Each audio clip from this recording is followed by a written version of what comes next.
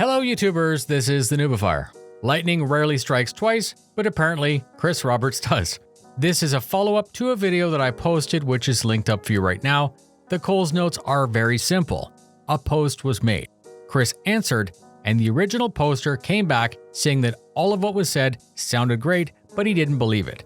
He said he's getting tired of hearing the same thing from CIG, that we are working on it, that we know how frustrating it feels, and we already have this tech in this game, but that's missing so it doesn't work.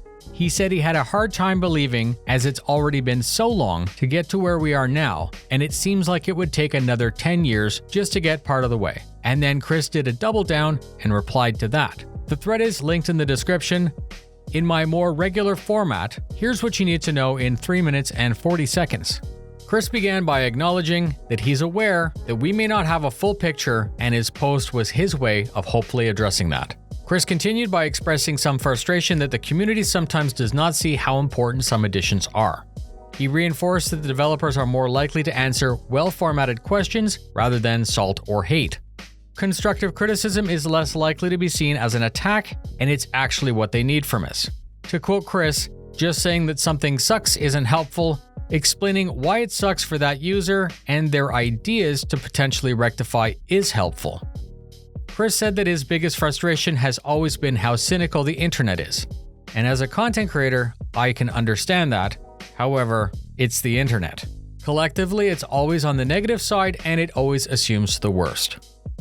I'm going to paraphrase a very large chunk of text by saying that the team at CIG is passionate about the project, that they're pushing boundaries and making new tech from scratch. It's development driven and very difficult to contextualize on a roadmap. They have a very clear idea of all of the tasks and the task priority that they need to focus on to complete the game. They obviously try to anticipate when the sprints are going to be complete, but this process is complex and it's compounded by the community's desire for a bug-free playing experience.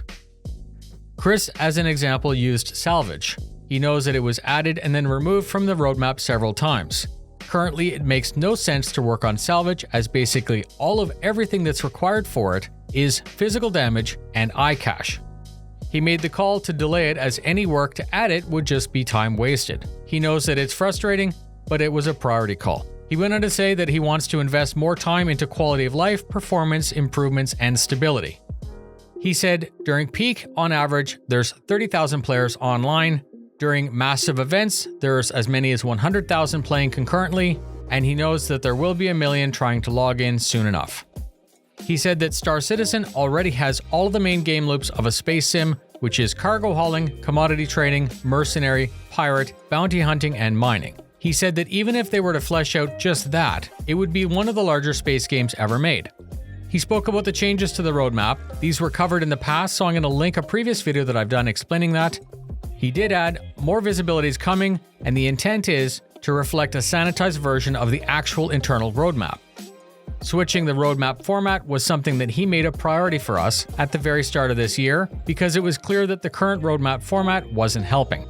He said that it was quite frustrating for him to read posts on social media where people were calling out delays without actually reading the caveats that are posted when entering the roadmaps. Since day one, those caveats have always stated that things will slip, and that's the nature of development. He hopes that we will appreciate how many people are working very hard to make Star Citizen a game like no other. Chris then addressed the specifics of that reply. Chris said that he can acknowledge from the outside that it may often look like priorities lack focus, however, it's anything but. He reiterated what we've already heard before, that he is finally in a position to build the vision that he's had his whole life, and he will not compromise its potential by taking shortcuts. He then vowed he would deliver what he promised and reassured us that it wouldn't take 10 or 20 more years to complete, like what he often reads in social media. He can't promise exactly what will be in each patch each quarter, but he did say that the new roadmap is going to give us a better overall view of the project so that we can see for ourselves. And he ended by thanking us for our support and our passion. And that's it. It's a rundown, I think, of what most of us already knew and what we already know, but it's still nice to hear it from Chris. Please comment your comments in the comments. Are you satisfied with this explanation and perspective? And what are your concerns that were not addressed? Thank you very much for spending your time with me. Fly safe, and I'll see you in the verse.